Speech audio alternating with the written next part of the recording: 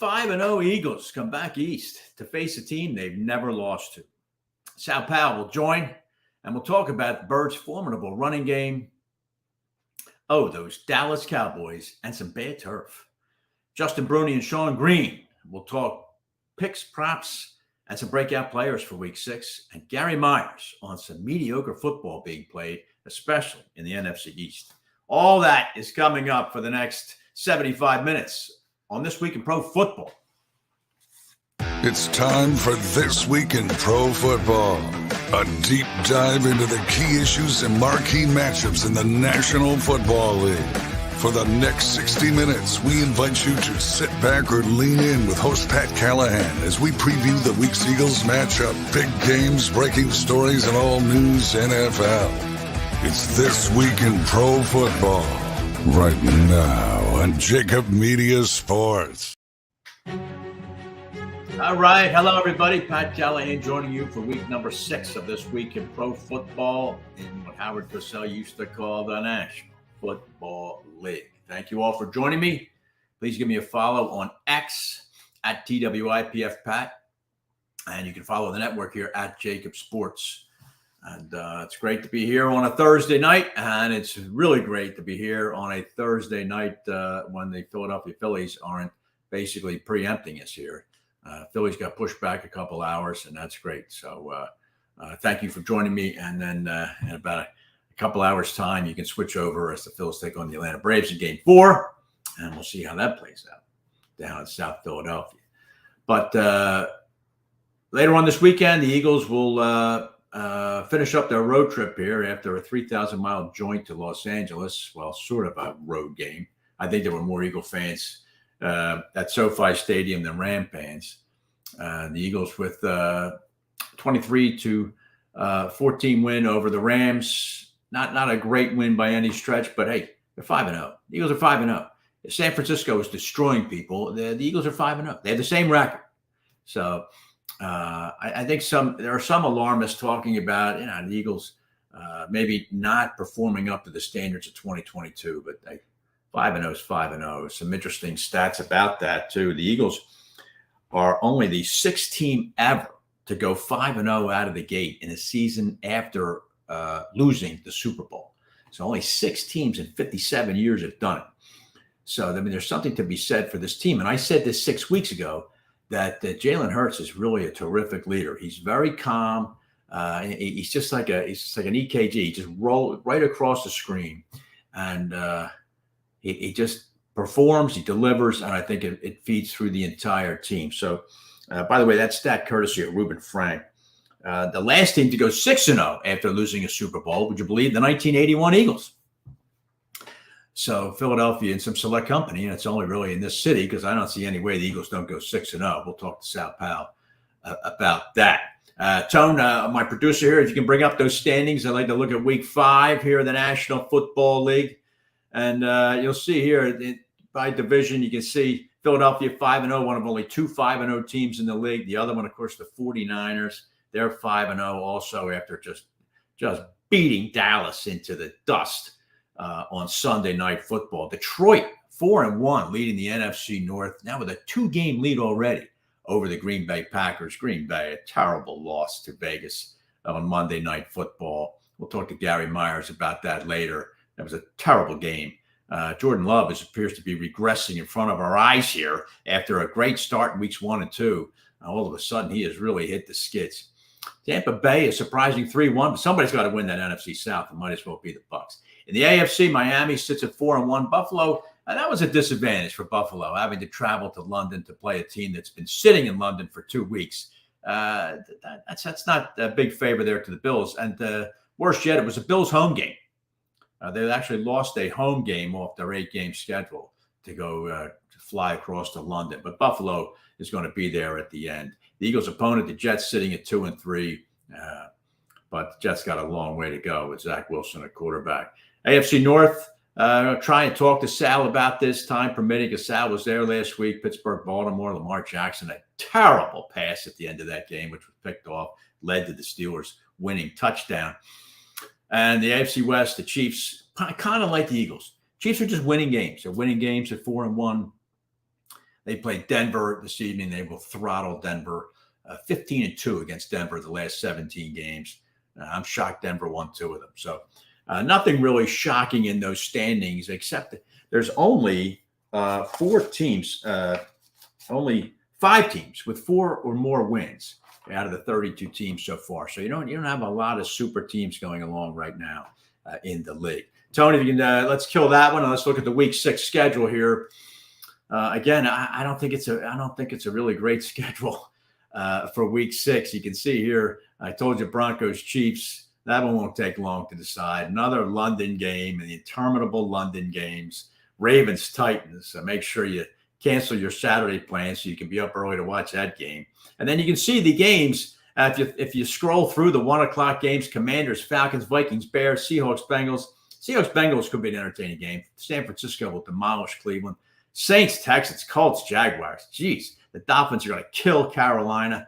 So the 1:00 games, not very appetizing. At 4:00, you've got Patriots, Raiders. Pats, just absolutely horrendous. Horrendous. Got to be one of the worst stretches, if not the worst stretch of Bill Belichick's long and distinguished coaching career. Big game there, Lions, Bucks. 4-1 Lions to 3-1 Bucks. Something will have to give there. That'll be an interesting game. Cardinals, Rams, and the Eagles and the Jets also on Fox Sunday.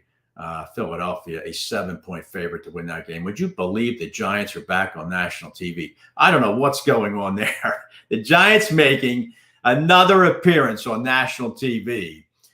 It's their 4th after appearing against Dallas and San Francisco. And now here they go after a loss to Miami. Now it's the Buffalo Bills. So the Giants just can't get off national TV, and they're going to get killed by a Buffalo Bills team. Monday night game, Cowboys Chargers, not a bad game there. Depends which Cowboy team shows up. If it's the same team that showed up last Sunday against San Francisco, that's a big, big night for Justin Herbert and Austin Eckler coming up on Monday night. All right, Tony, thank you very much for that. How about we bring on, of course, my weekly colleague here, Sal Paolantonio, the ESPN senior correspondent, NFL game analyst, and the author, of course, of the great book, Philly Special. Sal will be joining us. We have, of course, the usual million things to talk about with him. Can we bring him up here, Tone? Let's get him up here. Sal, how you doing? Oh, Pat, I'm great. It's always great to join This Week in Pro Football on Thursday nights. Love it. Love your show. Doing a great job. It's fantastic to join. And, you put up that schedule. I like to disagree with you. I always find intriguing matchups in the National Football League, no matter what week it is. And, you only get to play 17 games now. Yeah. So, these teams – and the margin of victory is the closest it's ever been since 1932. So we're going back 91 years. So teams are always in these games, Pat. Of course, unless you're the Dallas Cowboys and the New York Giants. That is true. Now, we're going to save that. We're going to save that for when we get back from break. But thank you very much for that tease, because you're right. I mean, the Cowboys, Sal, I do want to spend a couple minutes with you talking about this team, because you and I, when week 1, when they throttled the Giants, we thought, oh, boy, this could be somebody that stalks the Eagles all season long. But, boy, oh boy, what a performance Sunday night. So I want to get into that with you. But first, I'd like to talk about Eagles-Jets. The Eagles playing a team they're 12-0 against, Sal. And, this could be somewhat maybe a look-ahead game for Philadelphia. But I don't think this team is built that way. Do you see any circumstance? Have you seen enough out of Zach Wilson the last 2 weeks for the Jets to think that this could be a troublesome game for Philadelphia? Well, you're right on a lot of fronts, Pat. 1, this team is not built that way where they look ahead. And 2, it's because of Jalen Hurts. Pat, Jalen Hurts in the last 2 seasons has lost 2 football games. 2. And both of those losses were not his fault. I'm talking about the Washington game and the Super Bowl. The defense has let down Jalen Hurts in the offense. Jalen Hurts played at an MVP level in that Super Bowl. He's lost 2. He does not lose football games. And it's the singular focus that he has in terms of preparation, but also execution. I gave you some numbers early in the week. The Eagles lead the NFL in time of possession. Right. They are 50 minutes plus in time of possession in 5 games. That's an average of 10 minutes a game in which they have the ball more than their opponents. Yeah. They are number 1 in third down conversion percentage in the NFC. It all comes back to the quarterback. When I talked to coaches last week, when they study film of Jalen Hurts, what do they see? They see a guy who comes to the line of scrimmage, looks at the defense, and gets out of a bad play. He's got a photographic memory for preparation, and he's very, very calm at the line of scrimmage, like you said. He's like an astronaut. Yeah. His blood pressure never goes up, Yeah. no matter what the situation. He's an exceptional young man. He's an exceptional leader. I always like to say, if I'm in combat, I want Jalen Hurts as my division officer in battle with my men, because this guy never changes and he's always prepared to win. And I can't say enough about what you see on film from Jalen Hurts, his ability to dissect pre-snap, get out of bad plays, and put the team in good positions on third down. This is why you're winning time of possession. They demolished the Rams in the second half. I know they did, Sal. And they also converted, if I remember right, the Eagles had 10 instances in which they had third down and 5 or more, and they converted 7 of them. Unbelievable. Who does that? Yeah, that is winning football. That's the quarterback. Right? Yeah. And you're right. He's just such a steadying influence there. And I think it permeates the entire team, off offense and defense, because the defense knows he's got their back. Yeah, and he also has a great offensive line. Robert Saleh talked about it this week. An offensive line where 5 players most of the time are together, and they've got 2 guys, in my view, going to the Hall of Fame, Kelsey and Lane Johnson. Yeah. This team is built to do something that is rarely done. That's right. And that is go back to the Super Bowl after a loss in the Super Bowl. Rarely done is right. You are correct on that. Now, we have a minute here, Sal. Tell me what is it that the Jet defense, which is they have some talent on the defensive side of the ball, the Jets do. What is it in particular that the Jets defense does well that the Eagles will run up against Sunday? They cover well, so they only have to rush 4. They rush 4, and they play coverage behind it. The problem is a lot of teams try that against the Eagles, but the Eagles' offensive line is too good against a 4-man rush. I don't care unless you got 4 Myles Garretts out there or 4 Nick Bosas. You're not going to get the Jalen Hurts. Pat, I sent this number to you. Jalen Hurts is the most blitzed quarterback in the NFL. Why is that? Because his offensive line is impenetrable. If you send 4, you're not getting to him. You must send 5 or more. That's the definition of a blitz. That's why he's the most blitzed quarterback in the NFL. And yet, he is number 1 in third down conversion in the conference and number 1 in time of possession, because he's able to decipher the blitz. The offensive line's able to pick up the blitz, and they beat you. Yeah, that's right. They beat you. That's exactly right. They beat you. They don't throttle you. They don't kill you. They don't laugh at you. They don't pull up their jersey to show a profane T-shirt. They just beat you. That's what the Eagles do, and there's a lot to be said for it. Sal, when we get back, I want to talk to you about Jalen Carter. I want to talk about that Eagles rush game. I want to talk about bad turf and those Dallas Cowboys. We're going to do all that with the great Sal Paolantonio next on This Week in Pro Football. Celebrate your victories in style at Spring Mill Country Club. From Eagles wins to baby showers, weddings to birthdays, our picturesque venue is ready to host your special events. Make memories that last a lifetime in our stunning surroundings. Call Spring Mill today at 215-675-6000 and elevate your next event to unforgettable heights. Contact us now to book 215-675-6000. John Kennedy Ford. Their reputation sounded too good to be true, so my partner and I decided to do a little digging. They know we can see them, right? We could get them a great deal if they just come inside.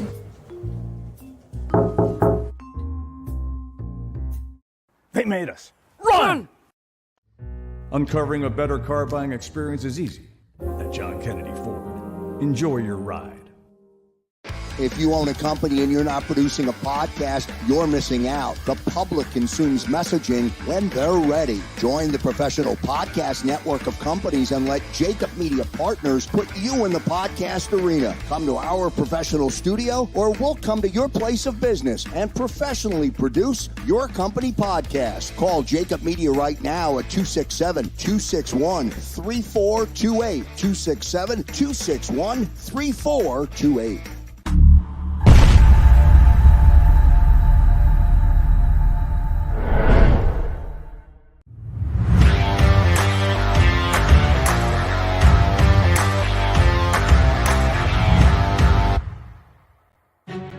Welcome back to This Week in Pro Football, presented by Kennedy Ford and my great Sal Paolantonio, senior correspondent of ESPN, is presented by First Bank in New Jersey. Sal, where we left off, I wanted you to discourse for just a minute on Jalen Carter. This guy is becoming, after only 5 weeks, a true monster in the middle of the Eagles' defensive line.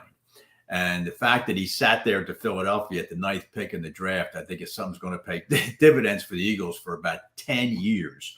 But tell me why, in your opinion, this guy is able to, appears to be able to establish such dominance in the middle of the defensive line. Well, when you watch Jalen Carter on film, he has great size, great agility, great first step. He's got a ferocious motor, great attitude of getting after the quarterback and getting behind the line of scrimmage and tackling running backs. He's a penetrator. He's definitely a difference maker in every sense of the word. Right. And, Tracy Rocker, the defensive line coach, has just set him free. It's not like, hey, do this, do that. You just do you, and we'll do the rest. Right. And that's a perfect formula for a young player like that with great ability. It is. Now, I'm not getting over my skis here, but he's got a demeanor similar to Joe Green. What I mean is, Joe Green played with a hard edge to him. Joe Green was a nasty defensive tackle, Sal. And this guy can be too. And I think he's got physical talent, either equal to or maybe even superior to Green's. So, and if this guy hopefully stays injury free, I think he can wreak havoc all season long for the Eagles in that defensive line. Pat, you're not only over your skis, you're like that ski jumper in Wild World of Sports for the agony of defeat, okay? Yeah. You're just way out there, Pat. But I like comparisons of Jalen Carter to some of the young players that you see in the NFL in the defensive tackle position. And here's what I'll say. He's the best young, I'm talking about first or second year, a rookie defensive tackle in the NFL. He's not Aaron Donald. He's not Jerome Brown. He is the best of his class. And if he continues to be that, then you're right. It will go down as one of the great first-round picks in Eagles history. Sal, the Eagles have outrushed their opponents. I knew you would get that reference, Pat. I'm sure. The Eagles have outrushed their opponents 820 to 306, Sal, in 5 games. Now, some of it is because we just got done talking about guys like Jalen Carter. Also, because the Eagles get ahead, the opponents can't really rush that much. But a 500-yard differential in 5 weeks. It doesn't take much to do that math. The Eagles are out rushing their opponents by 100 yards a week. Have you seen anything like that in in the long memory you have of patrolling NFL sidelines? Very long memory, Pat, as you know. I have not. I have not. What the Eagles are doing in ball control offense is different for a lot of reasons. And it's not because they have Jim Brown back there. Right. They're running Kenneth Gainwell and DeAndre Swift, who the Detroit Lions basically gave up on, and the Lions are 4-1. So what they're doing is a product of Jeff Stoutland's superior run game blocking schemes, the superior offensive line play, and one more very important component that we cannot overlook. You must dedicate a hat on defense to Jalen Hurts running with the football. Right. Teams are crashing down on Hurts. They're keying on Hurts. I mentioned that blitz number. He's the most blitz quarterback in the NFL. That includes blitzes on rundowns. They are coming after Jalen Hurts to stop him from running, and that has opened up these gaping holes for DeAndre Swift. And Hurts has been very good, not only at zone read, but RPOs. He's really developed into a guy whose football IQ is off the charts. Yeah. Yeah. And Swift has been a major beneficiary of all this. Of course, he Yes. stayed healthy too, Sal, something he's not been able to do Yes. so far in his career. But you're right. He is. DeAndre Swift is a good running back. I'll say that. He's a good running back. You can see he runs tough. He runs with a forward lean. But the Eagles, you're right. The schematics of the Eagles run game and the threat of Hurts, any time in terms of a read option is so significant that it really, really adds yardage almost every play to the Eagles run game. Yeah, it's schematics, but it's also athletic ability, size, power. Right. It's a rare combination, Pat. Yeah. And then, you got a guy who can squat 600 pounds, and they are running that brotherly shove, which I hope they do not ban. That would be a big, big mistake. I know there are a lot of people, purists out there that don't like it. Hey, it's a football play in my view, and they run it well. And, if you want to legislate it out of the game, I think that's not a smart move. I'd be curious to see, Sal, what happens there. If no other team can replicate it, then the Eagles are going to be standing alone. I could see that. No other team can replicate it because they don't have a quarterback who can squat 600. And now what you're seeing is what Jason Kelsey said on his podcast, that, teams are going to show up with injuries off of quarterback sneaks. Well, there's never been in the history of the league a higher incidence of injury on quarterback sneaks than in any other football play. Yeah. So if you're looking to nitpick on the brotherly shove, I don't think it's there. They've been running it for 2 years, and the Eagles haven't had one injury. Knock on wood. I know. That's right. All right, Sal, let's do some quick hits around the National Football League here. Let me start here. Right. Those Dallas Cowboys. It's funny that they're so schizophrenic. I mean, they obviously they demolish the Giants. They take care easily of the Jets. They smash New England. Well, those 3 victories look pretty dubious right now, Sal. They go out to Arizona and get punched right in the face. And then Sunday night, a complete disaster. Where is Dallas right now, in your opinion, both as a quality team and psychological? Well, as you know, Pat, we've been partners for over 20 years. And concurrent to that, I have been the host of the NFL Matchup Show for a reason. Right. Because the game is about matchups. And I predicted that the Cowboys would get throttled by San Francisco because the Cowboys play man-to-man defense almost 70% of the time. And they were missing their best corner in man coverage, who's injured, Dix. Brock Purdy, against man coverage, has the top quarterback rating in the NFL for a number of reasons. Shanahan's offense is built to beat man coverage, and he has playmakers like Kittle and Samuel and Ayuk who are built to beat man coverage. Right. The Cowboys had no chance defensively in that football game unless they change what they did. And they didn't, and they got beat. So they're going to now play the Chargers. And they're going to play a guy who's got a very strong, accurate arm, who's held back by his head coach, in my belief. I think his head coach and his coaching staff hold him back. If they go out there on their second trip to the West Coast and lose again, what are we talking about, Pat? And I think they have a real good chance, Sal, losing again. I really do. I think defense has not been anywhere near the same since Diggs went down. And I think the Cowboys, and I'll tell you something else, Sal. You and I have just spent, and you laid out perfectly what Jalen Hurts brings to a team. Hurts is multiples above Dak Prescott as an NFL quarterback. I just don't think Dak Prescott can win you a game. Prescott can win a game, but he can't win it for you. I just don't see it. And I think there's more than enough tape to back that up. Oh, there's definitely results too, Pat. You're absolutely 100% right.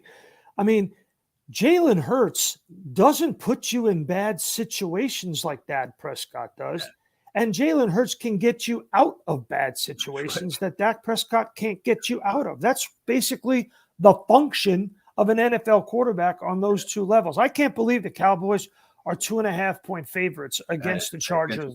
I'm shocked too. Well, it's a home game for them. I guess that might have something to do with it. No, the Chargers are home, right? I know, but I mean, the game, but that doesn't mean anything in that stadium, right? That's I forgot about that. Yeah. But all right, Sal, just briefly, I wanted your opinion on this. Aaron Rodgers goes down. Now, look, he was sacked, but still, he went down. He tears that Achilles. Matt Milano of the Bills, non-contact injury. He's out now for a long number of weeks. There's a piece on ESPN.com about turf now. The NFL Players Association is complaining about it. I didn't realize exactly 15 of the 30 stadiums in the league have some form of synthetic turf. Now, you've stood on thousands of NFL sidelines. Do you hear players? Do they talk during a game about this? And do you think the NFLPA is going to insist or try and make this a major issue that teams get back to natural grass? I think they are going to make it a major issue. I think they are making it a major issue. I have not heard players talk about it during games, but definitely after and before games. And I've talked to them about it numerous times in locker rooms. I stand with the players, 100%. I'm all about player safety in every situation. And to me, the evidence is overwhelming. The players want to play on grass. Listen, Roger Goodell's about to sign a contract that's going to pay him literally $60 million a year.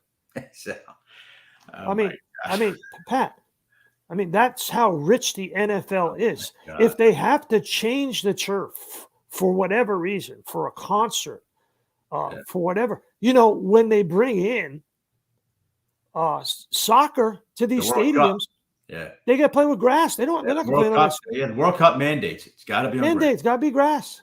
Yeah. So what are we doing? Yeah. You got to help these players out. This is your investment. Why in the world wouldn't you protect it? It doesn't make any sense to me. I agree from with you. From a financial standpoint or common sense standpoint. Doesn't make any sense. The piece on ESPN.com lays it out that the cost of maintaining a grass field, maintenance costs and the like, are 4 times that of the synthetic surface. But you know what? As you just pointed out, you're paying this guy $60 million. Don't tell me you don't have the money.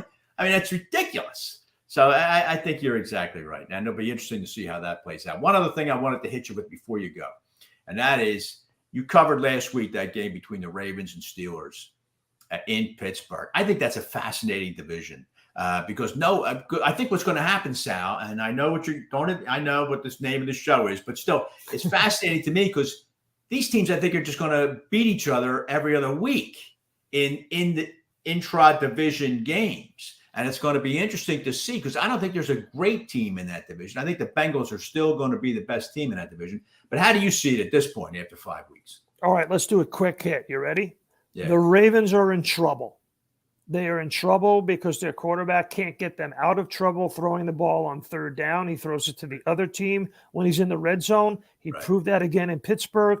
They don't have wide receivers who are capable. They are in trouble, no question in my mind. They might even lose to the Titans in London. Right. Number 2, Cleveland turns the ball over too much. They've got 10 turnovers. That's 3rd in the National Football League. They can't win like that. That's why they'll get, as you said, annihilated by San Francisco this week. Number 3, Pittsburgh is, they're steadying the ship.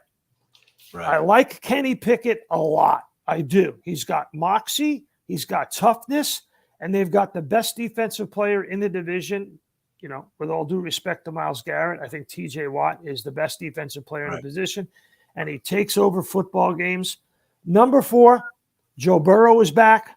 Right. The Bengals are back. Yeah. It'll be hard to beat Cincinnati now in that division if Burrow is healthy. Yeah, I think the other teams in that division let the Bengals off the hook. The Bengals opened up 0-3, and nobody got ahead of them far enough. And I think they're going to be heard from. But all right, Sal. Listen, we're the matchup show Saturday and Sunday on both networks. Anything special coming up this weekend that people should be especially looking for? Well, we're in week 6, so we're in the meaty part of the schedule. Darius Butler and Greg Cosell do a great job of breaking down the film. We have a very loyal audience, and it continues to stay at a core audience that loves us. We're on ESPN2 on Saturday mornings, ESPN on Sunday mornings, on demand, on ESPN Plus, on YouTube, You can find us everywhere. Coaches, it's the show that the coaches and the players watch. And, the thing is, I always preach to people when they say, what are you going to do in fantasy football? Well, watch our show. Right. Because matchups dictate numbers in fantasy football. If you're not watching our show, you're not really that informed about what's going on in fantasy football. There's 10 million fantasy football shows on. Watch the matchup show. And I want to remind everybody, too, you're looking at the recipient this year of the 2023 Dick Vermeil Lifetime Achievement Award. It's going to Sal Paolantonio. It's awarded at the Otho Davis Scholarship Foundation dinner. Anybody who's interested in going, it's at the Marriott Old City in Philadelphia, Society Hill, November 1st. You can check out more at othodavisfoundation.org. othodavisfoundation.org. Congratulations to Sal. Very richly deserved, Sal. Appreciate it. And thanks for a great segment tonight. And we will look forward to talking to you again real soon. All right. Where are you this weekend? Are you covering it? That's very nice of you, Pat. Thank you. I'm going to make sure that you get to sit with Commissioner Tagliabue. And, that's terrific. That would be great. Yeah, you'll get to talk old school football with the commissioner. I love that. I love that. Give me all the old school guys, Sal. Just give me everybody. All right. Give me all them guys. You got it, Pat. I, of course, am at the number one game of the week. Eagles at Jets. All right. Good for you, pal. All right. Appreciate it, Sal, very much. Thanks again. All right. Yes, sir. All right. Sal Paolantonio joining me there. Sal always does a great job. Always well prepared. Always ready to rumble. All right. Listen, we get back. Sean Green's going to join me. Sean Green. We'll talk some props and some picks with the great man himself out west, and Sean Green running some impressive numbers. I'll hit you with them when we get back here on This Week in Pro Football. I got everything you need. Anything can happen when you go live. I got everything you need. There's no trouble, don't need a thing. Snap your fingers and I'm on the scene. Yeah, don't need a thing. Snap your fingers and I'm on the scene.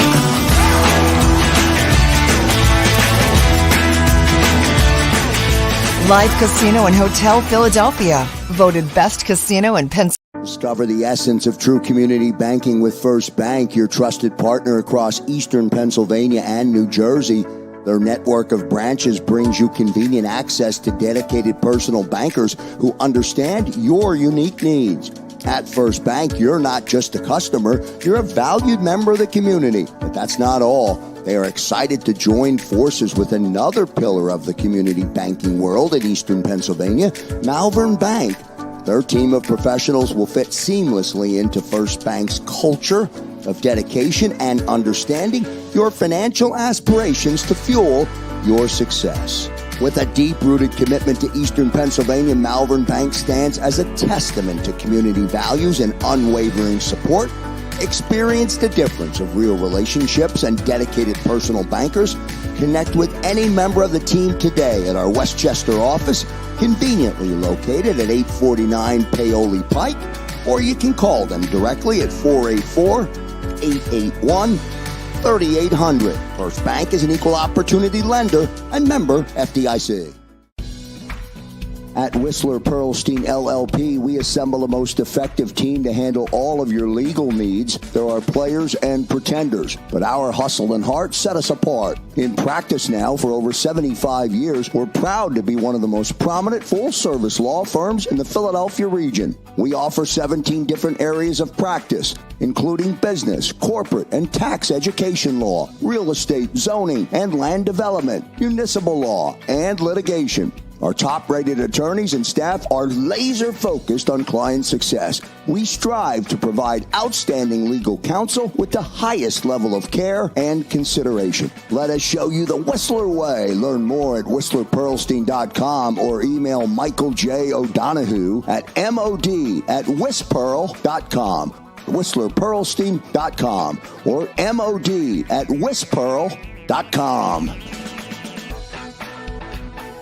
I want to be a game changer in construction. I want to be able to provide diversity in the workforce, and it starts at the top. I started Rodriguez Construction Group in 2013 with 2 employees, and we're 85 strong today. M&T has been a great partner since day one, providing us the access, the opportunity, the funding to be able to continue our growth. We can change the community in a positive way, one person at a time, one job at a time, and one family at a time. I think M&T Bank is very committed to the community, just like us.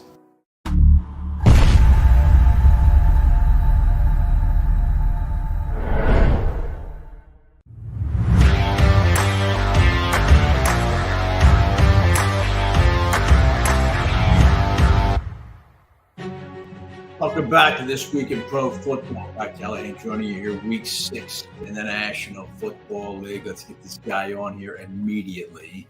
That would be Sean Green from the Sports Gambling Podcast and SGPN. Sean, how you doing, pal? Doing great. Eagles 5-0. Sorry we had to take down our Rams last week, but can't complain. Our Rams. Well, you have been backing. You have been backing them. So, were you at the game? Yeah. Got some good tickets, and my buddy from high school who lives in Hawaii now, he flew out, and it was like an Eagles home game. It was. I was just about to ask you, whose home game was it? Yeah, it was a lot of fun. I'd never been to that stadium either, and it was a really nice stadium. It was a great stadium, but it's a great stadium if you're the visiting team. I mean, that seems to be. That's the only slight problem with that stadium, regardless of which team is playing in it. Monday night will be the same thing, Sean. Especially. That'll be 3/4 Cowboy fans, most of whom live in Los Angeles. Yeah. I mean, I feel like the Rams have some fan base, but Chargers, nothing.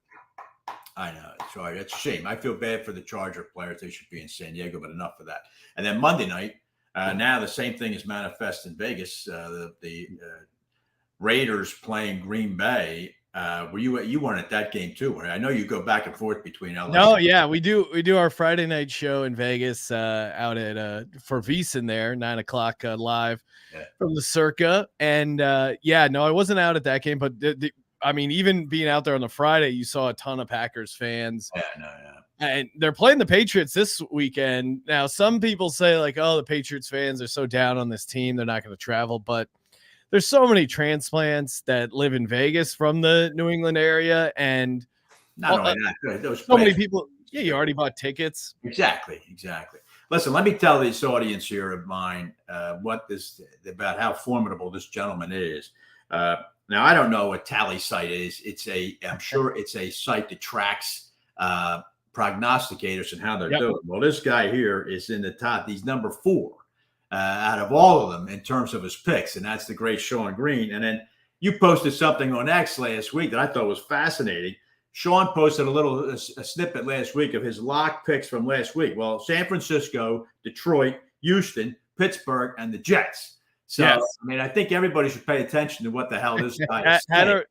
Had a really good week. Yeah, I mean, I'd say so, pal. So that's pretty impressive. Yeah, I certainly appreciate you taking the time to join me here. Oh yeah, of course. All right. No, I mean it's one of those things where it's the picks have been in a sweet spot to the point. As a superstitious gambler, I don't even want to talk about my record that much. I'm trying to like downplay it, but it's been a good start to the season. And good for you. Appreciate it very much, and I hope my viewers appreciate it very much too. What Sean Green is doing. So make sure you give him a follow at Sean. Is at Sean T Green? What is it on X? See that? I remember that. How about that? And the Sports Gambling Podcast, check it out. It's full. He's got 8 million podcasts on there for whatever sport that you want. But we talk football here, so let's start with Eagles Jets. Eagles are a 7-point number. What's your thoughts on that? I mean, I actually thought Sean, it could be higher, given that the difference in quarterback. I always measure from the difference in quarterback. There's got to be, Sean, a 13-point difference between the two quarterbacks in this game. What do you think? Yeah, I mean, even if you were, I like the Eagles in this spot. I think even if you were talking to yourself in a Jets upset or even a Jets cover at that number, I think the injury news of losing their right tackle, Elijah Vera Tucker, was a very good high draft pick for the Jets, a pick that they didn't mess up, a pick that they got right. Losing your right tackle going up against this Eagles defense, I think is just going to make a tough day just insurmountable for Zach Wilson. Now, Zach looked okay and, had a decent game there against the Broncos. The Broncos defense is historically bad. Right. And playing this Eagles defense, I think they're going to be in trouble. Now, the Eagles are a little banged up. Darius Slay missed practice. Jalen Carter was just added to the injury report. We'll see how serious that is. They are getting Fletcher Cox back, so a little banged up on the defensive side, but I think this Eagles offense is really going to have their way with the Jets defense, who people talk, oh, the Jets got that defense, but you look at the advanced metrics, they're really just kind of middle of the pack. I think there's going to be some good opportunities for the Eagles. Yeah, and I think the Jet defense will wear down. They may not do it in week 6, but as the season goes by, they're going to wear down because they're rarely put in good positions, meaning the drive for the opposition starts inside the opposition's 10 because the Jets offense rarely puts them in that position. But what do you think of the under? I kind of like the under here. 41 is the number. I don't see the Jets putting up. I see them putting up maybe 13 at the most. 13, maybe probably less than that. Do you lean one or the other on that? Yeah, no, I would definitely take the under here. There's also some they're calling for some weather here. Of course, if you're looking to bet totals and have it affected by the weather, 20 is the key number. The wind gets over 20 miles per hour. That's where we actually see it having an impact on throwing the football, field goals. Like 20 mile per hour crosswinds are really when you should start looking to the under. But even to your point, even if the weather's okay, this Eagles team, and you saw it even against the Rams there a little bit, they get out to a lead and then they can kind of just sit on the ball. They can just drive and bleed the clock. They can. And and the Jets are so inefficient on third down. I think they're really going to be, to your point, I would take the under on the Jets team total. I don't see them putting up a ton of points against the Eagles. The Eagles probably the most efficient team on third down. The Jets the worst. It just doesn't bode well. Cowboys Chargers, Sean, Monday night. Dallas a 2-point favorite, 2.5 now. The over under here 50. Give me your thoughts on this game. Yeah, I'm going Chargers here. I think coming off the bye, I think that's a good spot for them. Now, the case for the Cowboys would be coming off bouncing back after an embarrassing loss. Yeah. But I mean, it's granted it's one thing to lose, but the way they lost. Oh my God. And then I don't know if you saw the report of Mike McCarthy, but he's basically locked himself in the team facility. He says no one's leaving until we figure this thing out. Austin Eckler coming back is huge for this Chargers offense. So if Brandon Staley can stay out of his own way, I think you take the Chargers. Too. I think, but here Staley is not by definition out coach because Mike McCarthy is just as prone same to issues. Idiot decision.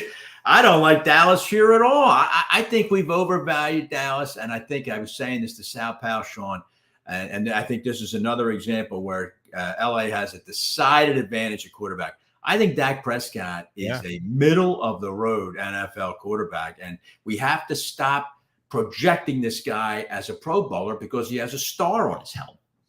Yeah, no, I think we really are seeing the post-prime era of Dak, and throwing 3 interceptions in a big game like that, it kind of highlights it. And this Dallas Cowboys team, I think they're just kind of a bully. If you're a bad team, maybe they can get up on you and kind of beat up on you. But if you're a quality opponent, or the Arizona Cardinals, this team has struggled. And I think a lot of the stuff the Cardinals did, I think this Chargers team can do against the Cowboys as well. Yeah, I think so too. The last game I wanted to get your opinion on was, you mentioned it, Vegas and the Patriots. I only pulled this game out because Vegas is a 1-point favorite. Now they're playing at home against a team that the last 2 weeks literally got thrown out with the trash. I mean, they just got demolished, and they're a 1-point favorite at home. Now, look, both these teams are on the precipice of just going right over the precipice right now. How do you see this game? Is anybody going to win it? Yeah, I mean, if there was a game, if you had to pick a game that would end in a tie this week, this would be my pick. And actually, the line has moved to Patriots +3. So people are back in this Raiders team. I understand how you'd want to fade the Patriots, but I would mention this. So on the Sports Gambling Podcast, we have a thing called the Close Your Eyes Special, where if a team underperforms the spread by 21 points and they're still a dog the next week, like the Patriots are here, you got to take them. That trend's been 5-1 so far this season, and you close your eyes because it's so ugly. Like, who wants to bet on this Pats team that's lost 72-3 the past couple of games? But that's why they are the ugly dog. I'm taking the Pats here. I think Bill Belichick against his former head coach Josh McDaniels is a spot where he figures out how to get it done. It's an ugly pick, but yeah, I think Pats is the right side here. How about that? Well, it'll be interesting to see. The Patriots, Sean, can't be as bad as they have looked the last 2 weeks. This could be a spot for them to get back. Maybe Get right, steal a win here. Steal a win. But okay, before I let you go, Sean Green, any quick Eagle props? I know the one is locked there. He only took 1 week off before they threw him into the end zone again against the Rams. Anything else strike you in that game, Eagles Jets? Yeah, I think this could be a DeAndre Swift game, especially with the weather. His over rushing yard 64.5, and then with Elijah Vera Tucker out and the Eagles' ability to create turnovers, Eagles' defensive touchdown is 6-1. So that's a fun little long shot there in that one the Eagles game. All right, Sean Green, the usual excellent stuff, and congratulations on those ratings. I hope everybody pays real attention to what this guy's saying. Not as much as they pay to me, but I hope they're paying some attention to you, pal. And I appreciate you taking the time every week. All right. Oh, appreciate it, Pat. All right, Sean. Go Phils. Thanks very much, pal. Go Phils. Take it easy. All right. Sean Green joining me. And now we'll get his partner joining us in just a couple of minutes. That will be Justin Bruni. We're going to talk fantasy football. Justin's going to explain to me why he allowed Joe Mixon to fall down at the 1 millimeter line in that game against Arizona, and Justin didn't make sure he got the touchdown. He promises to do that and tell you who this week's breakout is, because he's on a roll. We'll do that next on This Week in Pro Football. I got everything you need. Anything can happen when you go live. I got everything you need. There's no trouble, don't need a thing. Snap your fingers and I'm on the scene. Yeah, don't need a thing. Snap your fingers and I'm on the scene.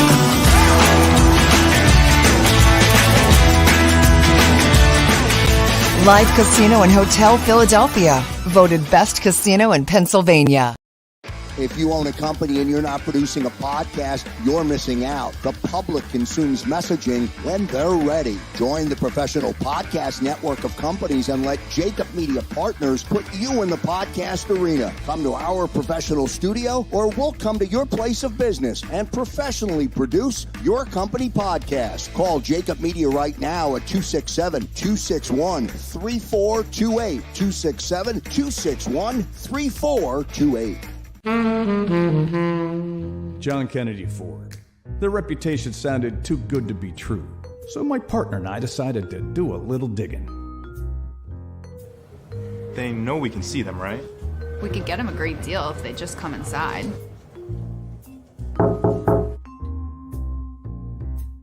They made us. Run!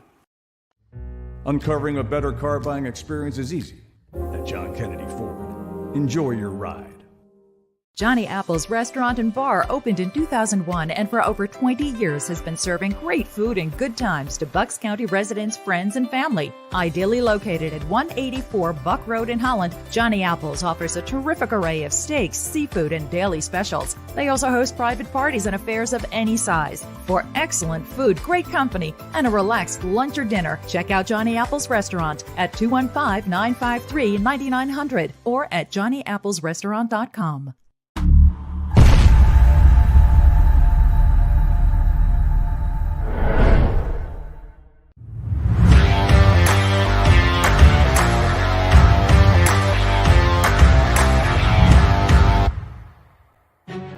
Welcome back. This Week in Pro Football presented by Kennedy Ford, and the great Sean Green was brought to you by the folks at Live Hotel, Restaurant, and Casino in South Philadelphia. How about we get this guy on, who's presented by the great folks at Concrete Cutting Systems, and that would be Justin Bruni from SGPN. Justin, how you doing, pal? Is Justin muted?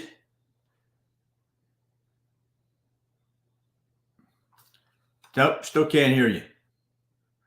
All right, we're going to talk fans now.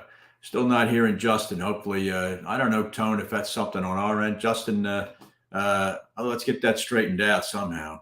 I want to talk some fantasy football with this guy, because 2 weeks ago, Justin Bruni mentioned to you, and I did too, that I thought it could be a big breakout game for Justin Fields, and he has gone wild since. And then last week, how about him now? We ready? No, still don't hear him.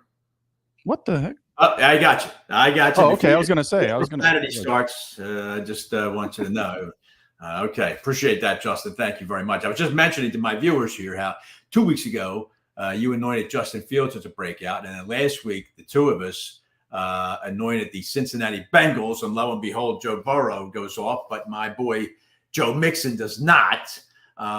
He had 25 carries, 81 yards. How do you not score? I don't know. I don't know, Justin. But who do you see? Is there anybody looking around the NFL this week that you would anoint as a potential breakout candidate?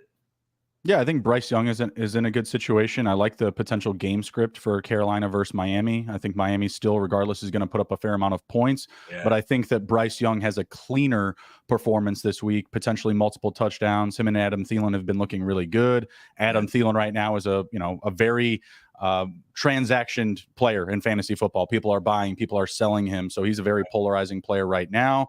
Yeah. It seems like the offense is rolling, and you may even get some garbage time, but I think that Bryce Young will look a little bit cleaner this week. He would be my key, breakout QB this week. All right. I think you're going to get a lot of garbage time in that game, Justin. I think Miami is just I think they took it easy on the Giants last week. Miami did. And they had the game well in hand, and I think they'll have this one well in hand too. The Dolphins. It's funny, Justin. I was talking with Sal about this. You look at teams like Miami, loaded at receiver, Philadelphia, loaded right at receiver, and yet there are other teams that are absolutely starved at receiver. You know what I mean? I take New England as an example, the New York Giants, and it's an amazing thing how the way the game is played today. There are a number of NFL teams that almost have no talent at wide receiver. Yeah, I mean, my Chicago Bears were like that last year. You have to invest. The Eagles were not necessarily like that before A.J. Brown. They still drafted Devontae Smith and had Goddard, but they invested, and that's just what you have to do right now. If you want to be, a powerhouse in this league, you got to be able to pass, you got to be able to run. This is a passing league now, especially just with all of the types of penalties that have, come to light in the recent years for, hits on the QB, pass interference plays downfield. You cough on a guy, you can get a PI penalty. So, it's just the league is, going towards that direction. You got to have those weapons. Unless, of course, it's my fantasy quarterback, Kirk Cousins, and they throw a flag on the Chiefs in that fourth quarter, and they pick the flag up. That's tough. Guy was draped all over him. But have you ever seen a team like Minnesota, Justin? We were laughing about it, you and me, a few weeks ago when they totally botched that. I forget who they were playing, but they were inside the 5-yard line. They let 35 seconds run off the clock, and then he threw a pick. Here you got 4th and 7, which was the right call to go for it. They take a delay of game. What in the hell is going on in Minnesota? Kirk Cousins will find a way. That's just what they do. I can't think of another team or franchise necessarily that's looked exactly like this. They are in a dire situation now, losing Justin Jefferson. But their mental capacity is not the best. They take bad penalties, and mostly they just take them at the wrong time. Yeah. And they take them at home. It's crazy. Listen, I'm going to circle back to Miami, Justin, because their backfield now. They lose Devon A-Chain for 4 weeks, or is it 4 or 8? Did they? I think they put him on the IR. They put him on the IR, but our SGPN fantasy doctor is under the assumption that he's probably out for the season. He feels also the same way about Justin Jefferson. Jefferson, really just based on the situation that he probably can come back this season. A-Chan can't, but the Vikings are going to be in such a bad situation by the time that Jefferson can come back. They just may not put him on the field. Wow. How about that? That could turn into a real disaster for Minnesota. Well, not if they get Caleb Williams next year. I know. Yeah. I understand. It's hard to get players to go along with that, but that's an interesting thought there. Anyway, about the Miami backfield, how do you see that split happening now between Raheem Mostert and Jeff Wilson? I still see it as 50-50. I was a big Jeff Wilson guy in April. This was the guy that I was banging the drum for all off season long. I said it was going to be his backfield. Of course, I get a ton of exposure, a ton of shares, and then he gets hurt at the very end of the preseason. So I'm excited to have him come back. I have him stashed on a lot of teams. Mostert is still going to be very much included, but I've always seen this as more of a 60-40 in favor of Wilson. I think this week, you're right. You probably see more 50-50. We'll see Salvon Ahmed most likely get back into action as well. If this game is out of hand early, like you and me might be predicting, you could also see Salvon Ahmed, take more carries than he will for the next 4 or 5 weeks. Right. Another game that could be high scoring. Seattle travels to Cincinnati. The Bengals appear to have righted the ship offensively, Justin.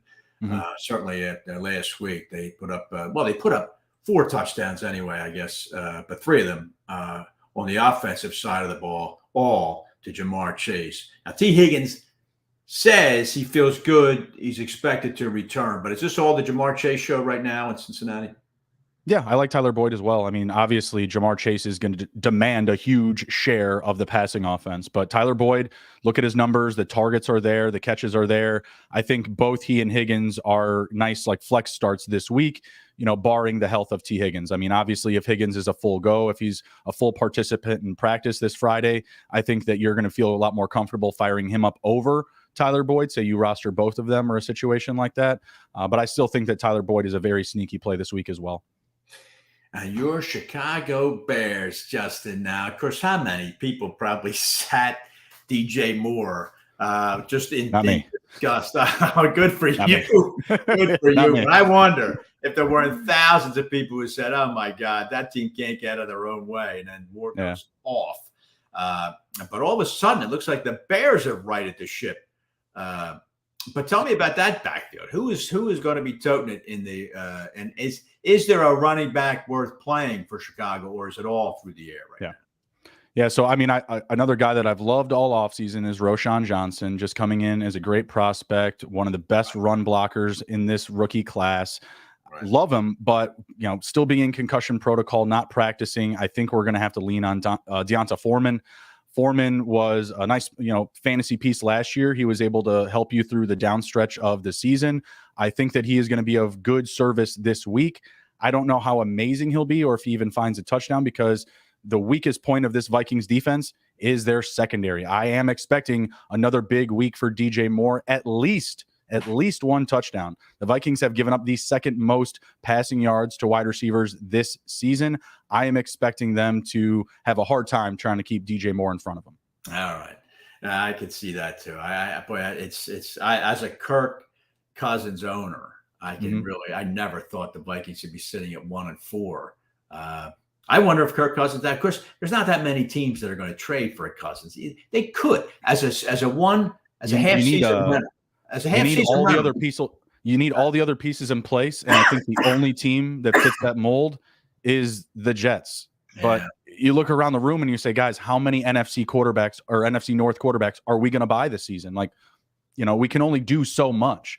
So I can't think of another team that just says, oh yeah, like we're in a good position. We have a great defense. The offense is there, but the one missing piece is the quarterback position. That's really the only team that I think really fits that criteria. Maybe the Browns. But again, you're paying like the most expensive quarterback in the NFL. Right. Yeah, so I think that's also really tough.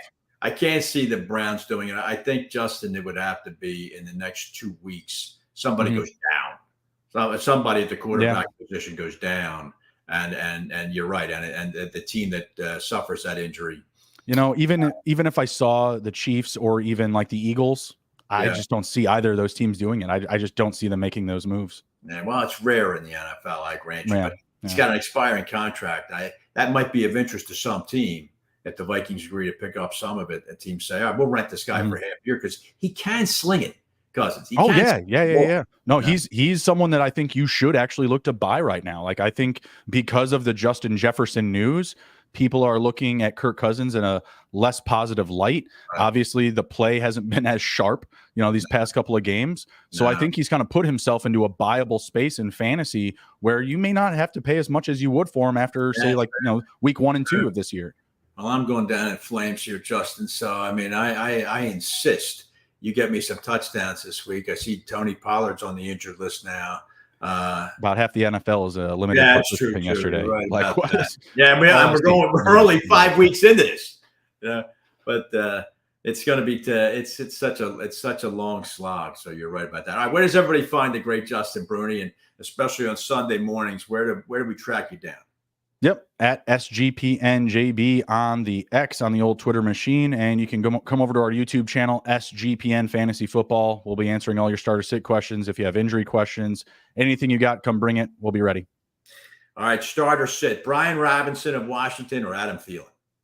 Oh, you got to start Adam Thielen. I like I was just talking about Bryce Young, that matchup, really juicy. Adam Thielen is outproducing a ton of the top receivers in this league right now. He was someone that I was, on the fence about, but definitely someone I was getting more rather than less of this offseason, just because you look around the room, like they already have said in the past couple of weeks, oh, we need another receiver. We need a number one guy. They don't have it. So the amount of snaps that he'll play, his experience, and just being the favorable target to up and coming quarterback who doesn't need to find his best guy downfield. And on the flip side, it's so funny. Every week, all the fantasy sites anoint one guy as the big play. Last week, Robinson's going to go nuts against the Bears. He is going to be unstoppable. Washington is going to win that game. Look for Robinson. 6 carries for 10 yards. He was like the loser of like my 6-leg parlay, and all I needed him to do, it was like an alternate yards type of situation. It was like 6 guys to just clear like 40 or 50 yards. He was the only guy not to do it. So how about that? Oh my God, 6 carries for 10 yards. But I made up for it. Three touchdowns. DJ Moore, I'll take it. I know. Yeah, you did all right. I did okay. All right. Yeah.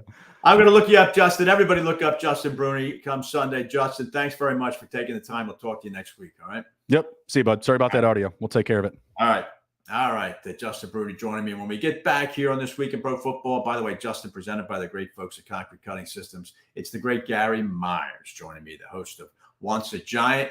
We're going to talk about the NFC East with Gary, and we're going to talk about what I consider to be some mediocre football being played. We'll get Gary's take on that. That's all next on This Week in Pro Football, presented by Kennedy Ford. Concrete Cutting Systems Incorporated, the concrete cutting specialists in Philadelphia and Pittsburgh. These guys are celebrating their 28th anniversary as the industry leader in the field of concrete cutting and robotic demolition. Any type of concrete cutting or drilling, concrete demolition or interior excavating, call the specialists. Concrete Cutting Systems. They're the only full union concrete cutting company based in Philadelphia. Call the guys today at 215-533-0652. The website is concretecuttingsystems.net. Let's go Eagles. Evolution Energy Partners has helped hundreds of businesses save millions of dollars on their energy spend. They offer electricity and gas procurement strategies, efficiency audits and engineering and financing solutions, as well as online utility bill management. To learn how your business can save, visit www.evolutionep.com or contact Chuck Herschella at 610-329-8288. Evolution Energy Partners, energy solutions to improve your bottom line.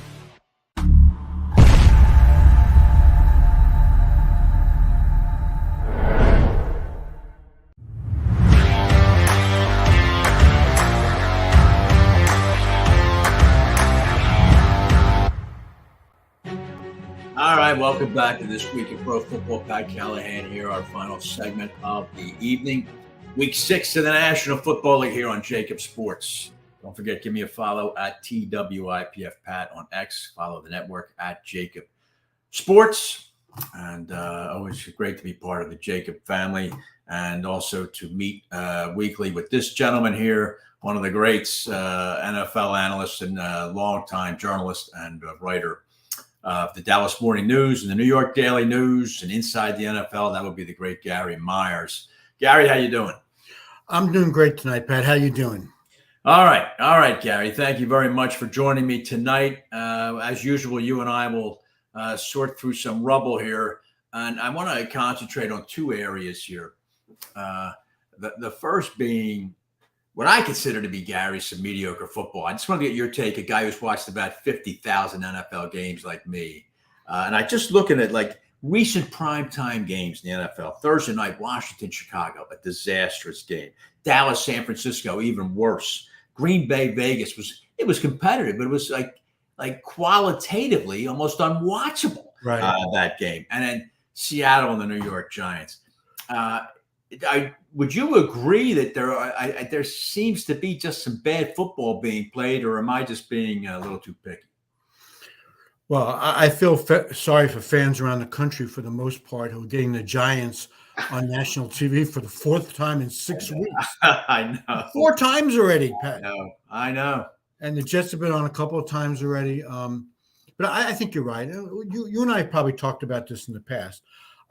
I think the first month of the season is basically an extension of training camp and the preseason games. Right. because with the CBA in 2011 really limiting the number of padded practices and totally eliminating two-a-days. I mean, just imagine, back when I first started covering, Parcells was running it double days every day, both practices in pads. The players are wiped out at the end of the day. Now, on the other hand, they were ready when the season started. Now you have these players who it's basically going to day camp or a nice sleepaway camp that costs a lot of money. Right. And, they're playing two-hand touch all summer, and, everybody's wearing the red jerseys and riding the bicycles on the side. And I just think when the season starts, especially the line play, offensive line, I think is the biggest problem. And these guys just aren't ready for the start of the season. And it's now taking a full month before teams figure out exactly what they have and who they are. And the result, like you mentioned so eloquently, is, bad football. Right. And Gary, it's funny too, because and I think you and I have probably touched on this before too, is it has not resulted in any diminution in injury lists that these guys are getting hurt. They're just getting hurt now for a different reason because they're not prepared for contact once the real hitting starts in week one, right? I mean, I should have made a list out of all the big name players who were either out for the season or on injury reserve already. It's mind boggling. Yeah. And I mean, the Jets season was over 4 plays in. Oh my God. I know. And it seems like Achilles injuries are contagious on the Jets because now their best offensive lineman out for the year, Vera Tucker. Yeah. And, well, let me segue for a second then. Yeah. I was talking with Sal Paolantonio about this. You might make the case that Rodgers' cleat might have caught on that turf. I was saying to Sal that 15 of the 30 stadiums that the NFL plays on are using an artificial type of turf. It's not like Houston Astrodome artificial turf, but it is synthetic. Right. Do you think that this is still causing a disproportionate amount of injuries? And does the league once and for all have to mandate grass fields? Well, it depends. I mean, Philadelphia still has grass. Am I right about that? Right. Yes. By November, it's painted dirt. Yes. And it's hard as a rock. Yeah. So is that safe? Now, just using the Jets' 2 Achilles injuries, Rodgers happened at home on the synthetic turf, and Vera Tucker happened in Denver on grass. Right. So what conclusions can we draw out of that other than it can happen anywhere? I know the old turf at MetLife Stadium was dangerous. A couple of years ago, the 49ers lost like 3 or 4 players for the season in a game against the Jets, including Nick Bosa. And they changed the turf this year, and it seems to be getting better reviews. I think it was an easy excuse to make on Rodgers' injury that it was caused by the turf. I've watched that play a million times, and I can't tell if it's because his cleat got stuck or not. But I don't think there's any question that, a field in Miami, for example, is more conducive to safe play because it's good grass that's being able to be maintained the entire length of the season. Understood. That's better than artificial turf anywhere, and it's better than the painted dirt in Philadelphia. And, you just think like in New England a few years ago, they used to have grass, and the league pretty much mandated that they switch because the grass was horrendous and it was dangerous. Right. So they have artificial turf now. I don't know what the answer is. At the old Giant Stadium, they used that tray system where the field was in like blocks of trays. So if it got worn out in one area, they just put it up and put down another tray. And that was a disaster. Right. The players hated that. Right. And they were slipping all over the place. Yeah, and the same thing happened in Arizona. Remember, they cart it out, they grow it during the week, and then they slide it in during the game. Yeah, Pat, think about what the Super Bowl was like this year in Arizona, right? That field was there wasn't Arizona this past week. Yeah. That field was treacherous. I know. That's a grass field that was, they're trying to have their cake. They're trying to have their cake and eat it too, there, Gary. Right? They want all the amenities of an indoor stadium, but they want to play it on grass. Well, that's terrific. But Mother Nature has a way, maybe, of putting a crimp in those plants. Look, I want to. I just want to say one other thing, Pat, and I think this is a really important point. That the league is quote unquote all about safety and all these rule changes that they're making, and they want to make the turf safe, supposedly. Well, how contradictory is that to adding a 17th game?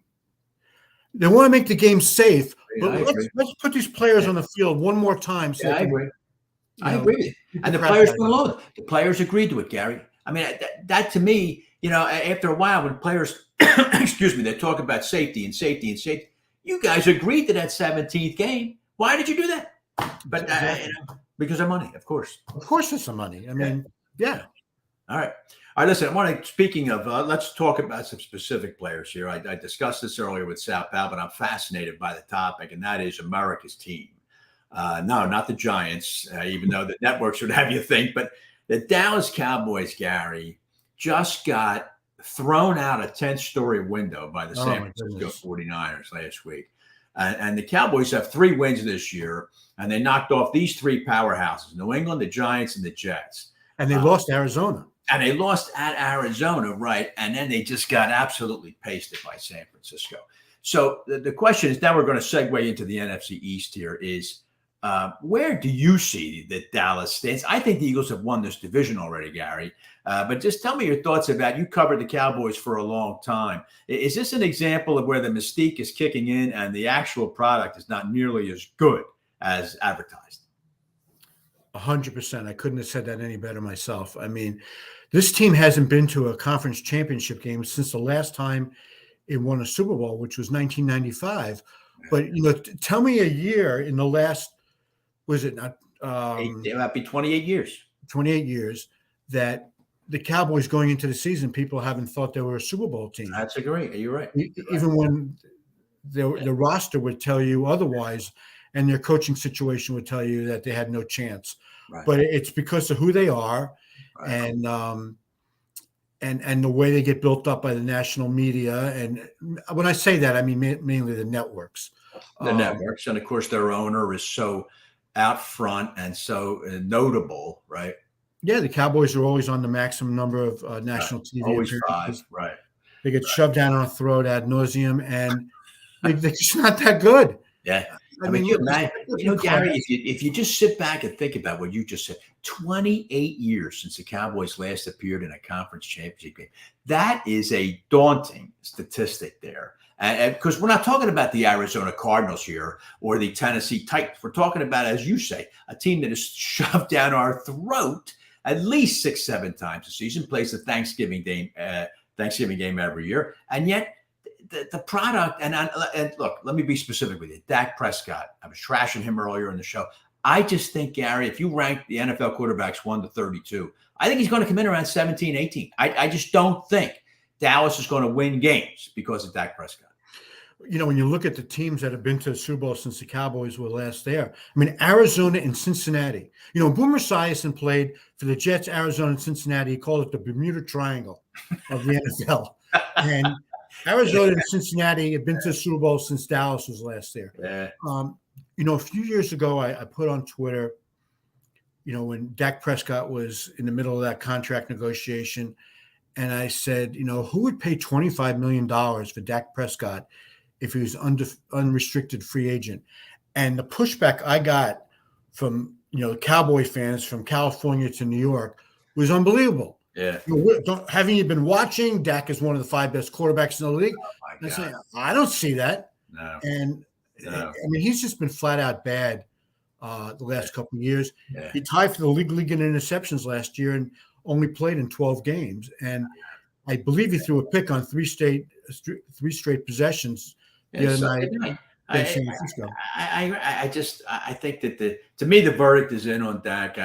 I think Dallas is a potential because their defense is still pretty good. Sure as hell wasn't Sunday. And it wasn't against Arizona. So I think that is a leap. But I think Dallas will be in the playoff hunt because there's 3 wild cards now. They'll be there come the end of the season because the NFC is not that good. But I think the Eagles have already won this division. Now let's stay in the division, Gary, because there's another team that interests me too, and that is the Washington Commanders, and specifically their coach. Very dramatic this week. Ron Rivera posts a sign above the locker room door in Washington and saying, "Do your job." Now, how original is that? I wonder how long it took Ron to think of that, Gary. But I have to ask you, maybe should Ron Rivera do his job? Ron Rivera, 12 years as an NFL head coach. He's 103 and 98. I mean, that's hardly yellow jacket territory. And 0-1, he's been to one Super Bowl in those 12 years. How is this guy still prominent amongst NFL coaches? Or possibly, are there rumblings starting to show up now in Washington that maybe Ron's outlived his usefulness there? Well, he's only been there a few years. This whole riverboat, Ron, the gambler thing. If he wanted to live up to that nickname, he would have gone for 2 against the Eagles a few weeks ago. Absolutely right. Absolutely correct. He should have done that. His team was gassed, he said, but so is Eagles defense. And if you got one shot to win a game on the road against the defending NFC champions, right. I take my shot there. Just going back to Brian Dable in the first game of last year against Tennessee, he went for 2 at the end and got it, and he won over the locker room because he showed trust in the offense. Listen, I don't think Ron Rivera is going to be the coach of Washington next year. They have a new owner. He didn't get approved until July. Josh Harris, obviously, I'm talking about. Much too late to make any coaching changes, unless Rivera makes the playoffs this year, which is not going to happen. And he might even have to go deep into the playoffs this year, which obviously is not going to happen. No. He's out because the new owners want a whole new management team. And, Rivera calls all the shots there. And Josh Harris is going to start all over. Magic Johnson's going to have his fingerprints all over this. Right. This is just a transition year for Josh Harris to figure out how to win the fans back. How can he fix up that stadium or get a new stadium? How can he get rid of the stench of Dan Snyder and go into next year with his coach, with his management team, by then maybe have a plan on where they're going to build a new stadium to get out of that monstrosity in Landover. But I would say Ron Rivera has to go on an amazing run to keep his job. And listen, when you resort to stealing Bill Belichick's mottos, you've hit rock bottom. Yeah. Coach is obviously a great coach, not exactly the most eloquent that you want to be stealing his mottos. Well, when you're telling Tom Brady to do your job, it tends to work a lot better than when you're telling Sam Howell to do your job. But I think, 20 in 3+ seasons, Gary, 24 and 31 as the Commanders head coach. He's accomplished nothing there. Right. But now, so let's end up here. Let's round this up talking about the division. What a mercurial division the NFC East is. Last year, it rose out of the ashes like a phoenix, and but the Giants, as you mentioned, Dable and the Giants were a huge surprise. Washington was competitive. Dallas and the Eagles bounced back and forth late in the season. 1 year later, Gary, we just got done talking about the Cowboys, who I think are middle of the road team right now. The Giants, probably the biggest disappointment in the league so far, and Washington's going nowhere. It's something how this division keeps turning year after year, isn't it? Yeah, I mean, with the Giants, it's almost as if what's happening this year, we expect it to happen last year. Right. And what happened last year, you thought maybe they would build up that it would be this year. Yeah. But, they won a lot of close games against a weak schedule last year, beat a terrible defensive team in Minnesota in the wild card round. So they go into the season with great expectations. Yeah. And, Pat, this might be the worst offensive line I've ever seen an NFL team put out on the field. Now, their best player's been out for 3 weeks already, in Andrew Thomas, and they haven't had Barkley. And Daniel Jones has not raised his level or raised the level of play around him. But the guy has no chance. He has no chance. He literally has no chance. Randall Cunningham couldn't get away from the pass that he's seeing on every play. I know. And God bless his replacement now. Who's not a bad quarterback, Tyrod Taylor. But they haven't said for sure that he's starting on Sunday, but I'd be really surprised if they got to be really careful. Oh, Jones had a neck injury 2 years ago. He's got a neck injury. They're going into Buffalo, and they're going to get killed. And you might as well save him for hopefully, you'd be playing Carolina sometime soon. Save him for that. But the Giants, the NFC East looks like now it's early, 5 weeks in. But right now it looks like it's a division that's going to severely disappoint. Yeah, and I think the Eagles are just going to get better from this point. And the fact that they've made it through the first month and a little bit undefeated is just a great sign for them because they haven't come close to hitting their stride. No, I mentioned, Gary, at the start of the show, they were only the 16th in NFL history to ever go 5-0 the year after losing a Super Bowl. So I think the Eagles are blessed with Hurts at quarterback. He keeps that team on such a keel that they just don't get in any way rattled. This is playing out exactly the way we thought, that it would be the Eagles and the 49ers that would eventually be the best team in the league, best teams in the NFC rather. But they've separated themselves from everybody else so early now that the rest of the season is, okay, which of those two teams is going to get the home field in the NFC Championship game? I know. You know how important that's going to be. Sal Pao would kill me because he's always lecturing me what my show is called. But it's a shame. The Eagles are in Kansas City week 11 on a Monday night. That's going to be a tough game to win. But week 13, the Eagles host San Francisco. Wouldn't it be something? Two 12-0 teams playing that week would be unbelievable. But Gary, we can speculate about that. We'll do it in future weeks. I appreciate you taking all this time. The book is called Once a Giant. I assume things are going very well with that, Gary? Yeah, it's going great, Pat. Thanks. All right, good. Everybody go get it.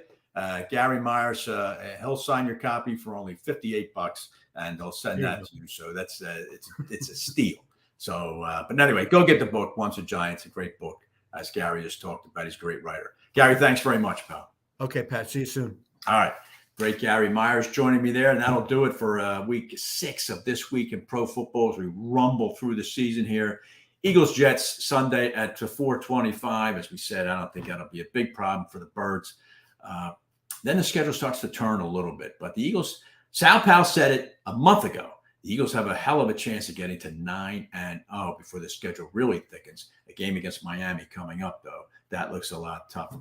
All right, thanks very much to Tone for producing. Thank you to everybody who joined me tonight, the usual suspects, and thanks to you for watching this program. We look forward to talking to you again next week on This Week in Pro Football.